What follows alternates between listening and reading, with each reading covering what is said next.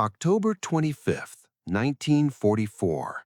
The early morning light crept over the waters surrounding Samar Island in the Philippines, painting the horizon with shades of gold and pink. USS Samuel B. Roberts, a 1,745-ton destroyer escort, cut through the waves quietly, its crew unaware of the storm that was about to descend. This tiny ship, barely half the size of the enemy's battleships, carried a crew of 160, each man trained to serve their purpose, to protect the carriers from submarines, to follow orders and regulations to the letter. Lieutenant Commander Robert W. Copeland, a man of calm determination and sharp instincts, paced the deck, scanning the horizon. The intelligence reports had warned of a large Japanese fleet, but nothing could fully prepare a crew for what was coming. The destroyer escort's engines hummed, a steady and reassuring vibration beneath the deck. Each sailor performed his duties with practiced precision, yet an unspoken tension hung in the air. They had trained for months for convoy protection, for submarine threats, for routine patrols. They had not trained to face 4 battleships, including the colossal Yamato, the largest battleship ever built, a floating fortress of steel and firepower. At 72,000 tons, Yamato dwarfed the Samuel B. Roberts in every conceivable way, her guns capable of firing shells over 24 inches in diameter. The thought alone would paralyze most crews. Copeland knew the stakes. Admiral Sprague's orders were clear. The destroyer escorts were to screen the carriers, to avoid confrontation with enemy capital ships at all costs. Any engagement with battleships was considered suicidal. Yet as the morning mist lifted, a dark silhouette appeared on the horizon. 1, then 2, then 4 Japanese battleships, massive and imposing, cutting through the water with terrifying precision. The horizon seemed to tremble under their weight. The crew felt a mixture of fear and awe. Every instinct told them to flee, yet the mission demanded courage beyond ordinary limits. In the engine room, Chief Engineer Lieutenant Trowbridge prepared for what could be the impossible. He inspected the machinery with meticulous care, knowing that every engine lever, every throttle, every safety system might become a lifeline or a death sentence. The ship's engines were designed to follow strict limits to prevent catastrophic failure, but Copeland and Trowbridge both understood that regulations would not protect them here. Survival might depend on daring, on pushing the ship beyond its designed boundaries. The hum of the machinery became a heartbeat, synchronized with the crew's rising anticipation. On the deck, gunner's mate Paul Carr checked the aft guns, ensuring ammunition was ready and mechanisms were primed. He glanced at the horizon, where the enemy fleet's gun turrets reflected the sunlight like menacing eyes. The carriers, the heart of the American fleet, lay just beyond the morning haze. Protecting them was not just duty, it was necessity. The thought of retreat crossed minds, but was dismissed as cowardice in a flash.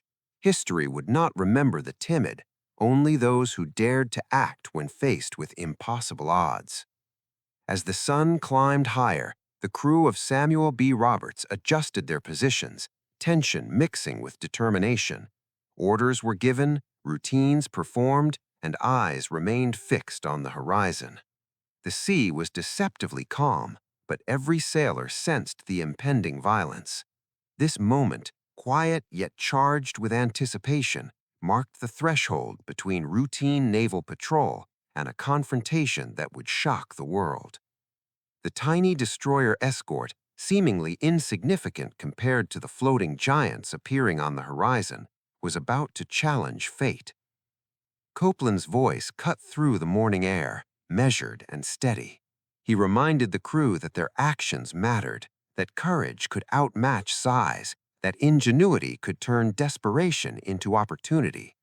Every sailor felt the weight of responsibility settle upon his shoulders. The orders were clear, the threat immense, Yet an unspoken bond united them, a commitment to fight, to survive, and to protect their fellow sailors, no matter the odds.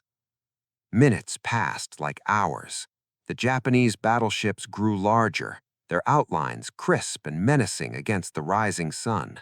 Every sailor felt the tension in their bones, the electric anticipation of a battle that was both unavoidable and seemingly impossible. Copeland took a final look around the deck, locking eyes with his key officers, sharing a silent understanding. They were about to face a storm unlike any other, and there was no turning back. This was the calm before the storm. In the next moments, rules would be broken, courage would be tested, and history would be written by the actions of a few men on a tiny ship that refused to yield. What happened next would shock not only the Japanese fleet, but the entire world, proving that even the smallest vessel, guided by resolve and daring, could leave an indelible mark on the annals of naval warfare. The morning sun climbed higher over the Philippine Sea, glinting off the waters as if warning of the chaos to come. On the horizon, massive silhouettes grew clearer, 4 Japanese battleships cutting through the waves like predators closing in on their prey. At the lead was Yamato, the largest battleship ever built, a floating fortress of steel, almost twice the size of Samuel B. Roberts. Its sheer presence sent a chill through even the most seasoned sailors. Copeland and his officers studied the approaching giants, their minds racing to calculate speed, distance, and possibilities. Every Navy manual warned against engagement with capital ships, yet here they were, facing what was considered the ultimate naval nightmare. Battleships like Yamato and her companions were designed to obliterate smaller vessels with ease, their main guns capable of firing shells heavier than a small car across the horizon. In training, destroyer escorts had learned to avoid direct combat, to protect carriers by staying at a distance, to rely on torpedoes and evasive maneuvers. Those lessons now seemed almost irrelevant. The rules of engagement had been rewritten by the looming presence of the enemy fleet. Copeland's voice remained steady as he issued new orders. He knew the crew's fear, but also understood that hesitation would mean certain death for themselves and the carriers they were sworn to protect. The wind whipped across the deck, carrying the scent of salt and oil as the crew braced for the unknown. Each sailor was acutely aware that history was unfolding before their eyes, that their actions in the next hours could decide not just the fate of their tiny ship, but of the larger battle raging across the Philippine waters. In the engine room, Lieutenant Trowbridge monitored the readings, his hands steady, but his mind racing. The Samuel B. Roberts could reach a top speed of 24 knots under normal conditions, yet Trowbridge knew that the engines could be pushed beyond their limits, risking catastrophic failure to gain even a few extra knots. Every lever and throttle adjustment was a gamble with life and death, but there was no alternative. The Japanese fleet was fast, aggressive, and determined, and only daring action could level the playing field. On deck, gunner Paul Carr and his team prepared the aft guns, loading shells that could never match the destructive power of the enemy's massive cannons. Yet determination burned brighter than fear. They knew their shots might be deflected by thick armor or miss entirely, but they would fire anyway. Every bullet, every decision became a statement of defiance against impossible odds. Copeland walked among his crew, offering calm reassurance and tactical guidance, knowing that morale was as vital as firepower. As the distance closed, the details of the Japanese battleships became terrifyingly clear. Smokestacks towered above the decks, gun turrets swiveled with precision, and the sheer mass of Yamato seemed to swallow the horizon. Copeland calculated their speed, their angle of approach, imagining the shell trajectories and the potential points of impact. There was no time for hesitation. Retreat was impossible without abandoning the carriers, and any delay could allow the enemy to strike first. A sense of inevitability settled over the crew, a quiet tension that demanded focus and courage. Every sailor knew the odds were stacked against them. Regulations and protocols, training and experience, all seemed inadequate against the power now visible on the horizon. Yet there was also a spark of defiance, an unspoken understanding that their actions, no matter how small, could influence the course of history. Even the smallest vessel, they believed, could alter fate with audacity and skill. Copeland issued precise orders for positioning and engagement, balancing aggression with survival instinct. The crew adjusted, aligning the ship's course to maximize speed while presenting the smallest possible target. The aft guns were ready, torpedoes primed, engines humming as they pushed toward the inevitable confrontation. Every second felt stretched, each heartbeat amplified as the gap between the tiny escort and the Japanese fleet closed. The horizon seemed to expand and contract with tension, as if the sea itself recognized the coming clash. The Japanese fleet, confident and massive, expected fear and hesitation, yet the Samuel B. Roberts moved forward with determination. The courage of its crew, their refusal to succumb to panic, began to radiate outward, invisible yet palpable, a force that would challenge the expectations of their formidable opponents. This was more than a tactical engagement. It was a test of human resolve against overwhelming power. Copeland, Trowbridge, Carr, and every sailor aboard understood that the decisions they made in the next moments would echo far beyond these waters. The calm observation of the morning had ended, replaced by a charged anticipation. Giants loomed on the horizon, but the spirit of a determined crew was ready to meet them head-on, defying logic, regulation, and fear itself. The morning tension erupted into action as USS Samuel B. Roberts surged forward, engines screaming beyond their limits. Lieutenant Commander Robert W. Copeland gripped the rail, eyes fixed on the looming Japanese battleships. Yamato and her companions had grown massive in the distance, their gun turrets turning slowly, methodically, as if sensing the small American ship daring to challenge them. Every manual, every protocol in naval history screamed at them to retreat, to avoid confrontation, to preserve life. But retreat was impossible. The carriers lay just beyond, vulnerable, and Copeland knew that the only chance of survival was to act boldly. In the engine room, Chief Engineer Lieutenant Trowbridge made the fateful decision.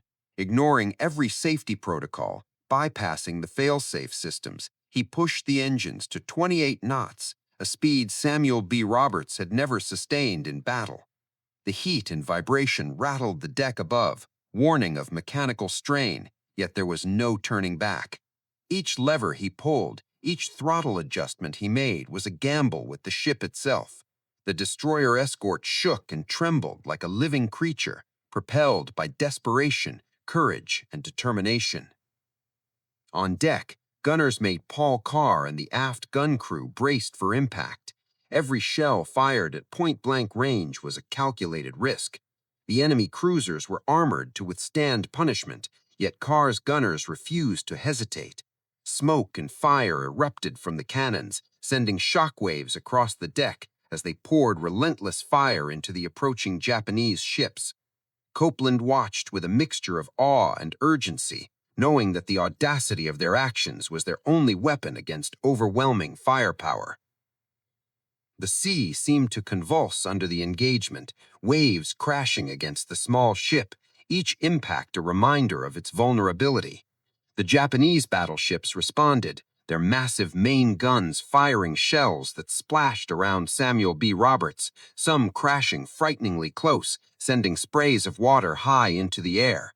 The concussive force shook the deck, rattling railings and hatches, yet the crew held fast. There was no panic, only the cold focus of sailors who understood that hesitation would be fatal. Every maneuver, every shot was executed with precision under extraordinary pressure. Torpedoes became their secret weapon. Samuel B. Roberts launched them with daring accuracy, aiming at the massive hulls of battleships that had never feared a destroyer escort. The small explosions rippled across the water, forcing the Japanese fleet to alter course, creating confusion in an otherwise disciplined formation. Copeland's tactical instinct became evident. He used every advantage of speed, angle, and surprise to keep the enemy guessing. In these moments, the tiny ship became more than its size, embodying ingenuity and fearless defiance. Below deck, damage control teams worked frantically. Fires erupted from shell hits, flooding threatened compartments, and yet the crew adapted, sealing breaches, redirecting power, and keeping critical systems operational. Every sailor knew that failure in a single moment could doom them all. Yet despite the chaos, there was a rhythm to their actions, a symphony of survival and courage orchestrated under the most extreme conditions. The Japanese fleet, confident in its overwhelming superiority, had not expected this level of resistance. The audacity of the Samuel B. Roberts, the speed at which it maneuvered, and the relentless barrage of its guns began to disrupt their calculations. Shells missed, torpedoes struck near the hulls, and confusion rippled through their formations. Reports from Japanese officers later revealed astonishment at the bravery displayed by a single destroyer escort and her small crew. These men were defying the natural order of naval warfare, turning fear into opportunity and courage into strategy. Copeland's leadership became the anchor in the storm. He navigated the ship with precision, communicating with his crew through calm commands, even as the ship shuddered under enemy fire. Each sailor acted not only on orders, but with an internal understanding that their unity, bravery, and skill were their shields. Gunner Carr continued to fire, Trowbridge maintained impossible engine speed, and the rest of the crew adapted to damage, smoke, and chaos with remarkable composure. They were not just fighting for survival, they were fighting to protect the carriers and to make a statement about the courage and determination of the U.S. Navy. The engagement reached its most intense moments as the Samuel B. Roberts closed the distance to the enemy. The destroyer escort, tiny and seemingly fragile, darted between massive warships, unleashing torpedo salvos and gunfire. Each maneuver required split-second calculations, balancing risk and reward. A single mistake could mean destruction, yet the crew pressed on, understanding that inaction was far more deadly than daring. The sea became a theater of chaos, fire, and courage, with the little ship at its center, challenging giants with nothing but willpower, ingenuity, and resolve. As minutes stretched into hours, the Japanese fleet began to sense the impact of this defiance. The Samuel B. Roberts had not only survived, but had forced adjustments, slowed advances, and demonstrated that even the smallest vessel could influence the course of a major naval engagement.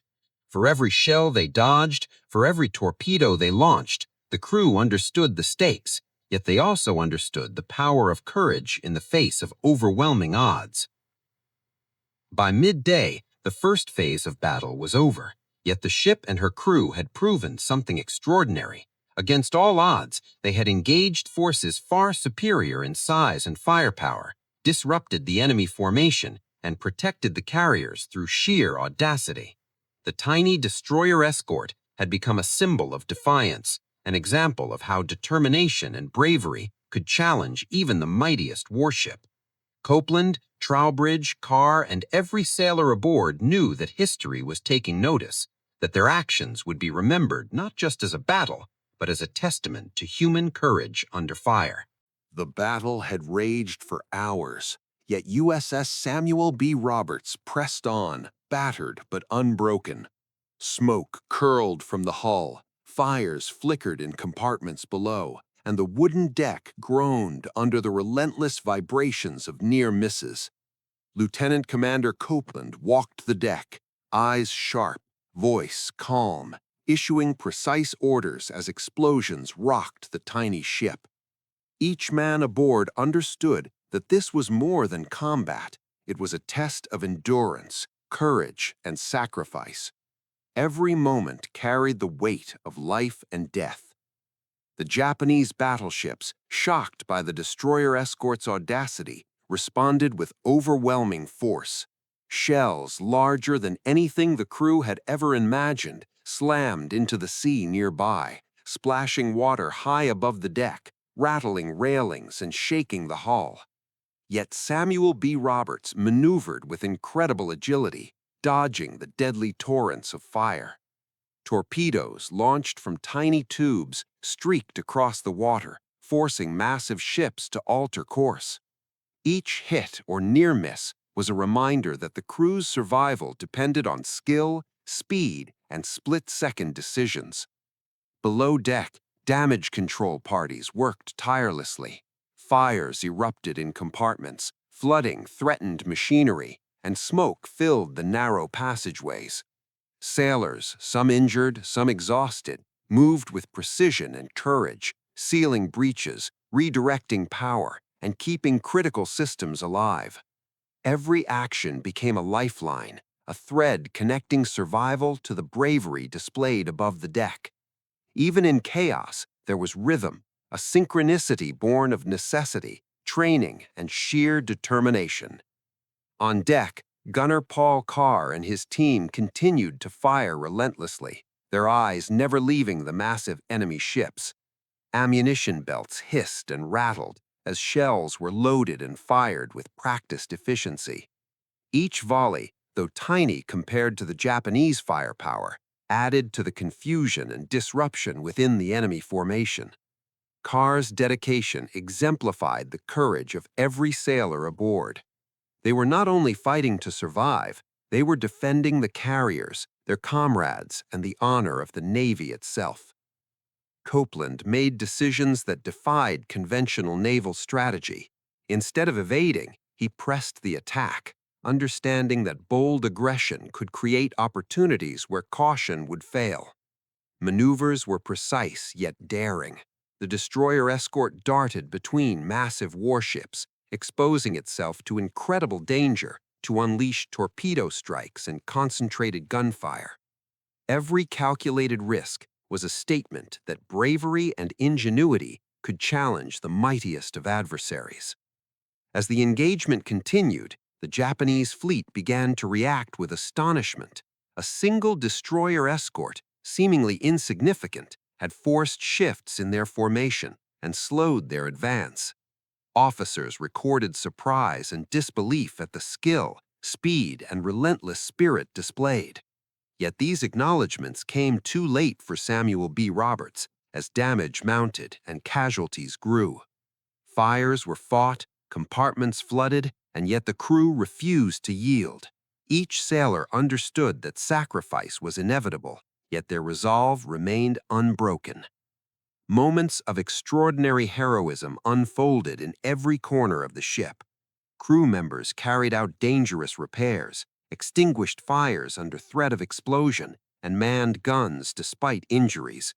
Chief Engineer Trowbridge pushed machinery beyond limits, his hands blistered, sweat pouring down, maintaining speed that defied expectation. Every sailor acted with a blend of duty, courage, and selflessness, fully aware that their actions could be the difference between life and death. As the hours dragged on, the Samuel B. Roberts continued to frustrate the Japanese fleet.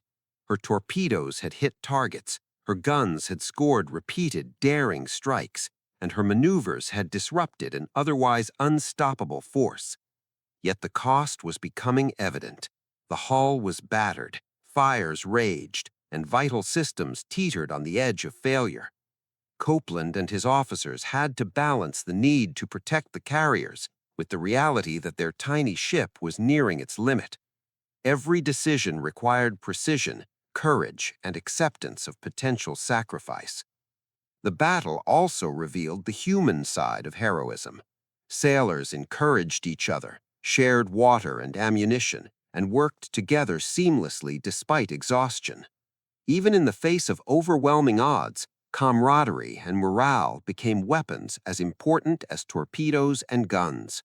The crew's unity turned fear into focus, panic into precision.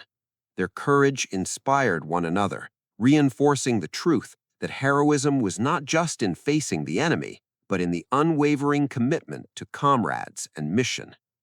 As the Japanese fleet adjusted their strategy, it became clear that the Samuel B. Roberts had made an indelible impact.